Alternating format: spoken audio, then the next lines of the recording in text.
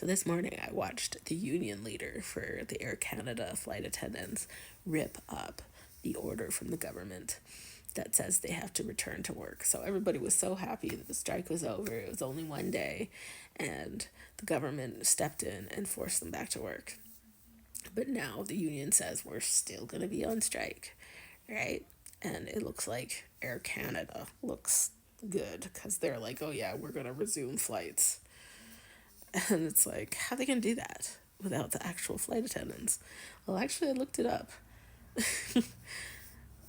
It's not like we live in a communist society or anything. We don't live in a place where they can just send in the military to beat all these people, right? Because that's what would happen in 1980, right? That's happened in Canada, right? Wasn't there like a crisis in like Ontario or something like that where they sent in the police to beat the people up and to like clear the road or something? That happened in the past, so that's not going to happen today.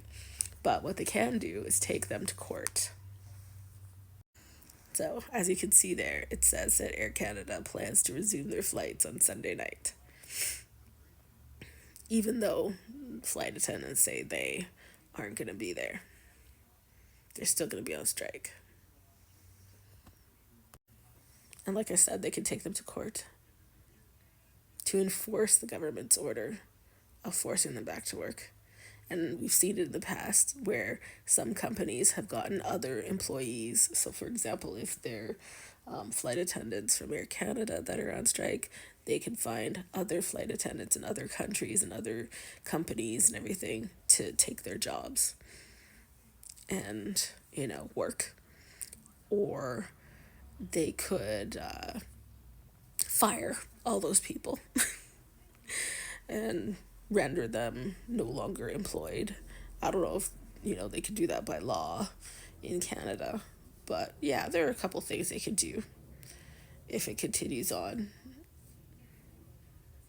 I don't know. I just wish they would just go back to the negotiating table and deal with this situation. I think people in Canada are sick and tired of strikes. And yeah, just do your jobs.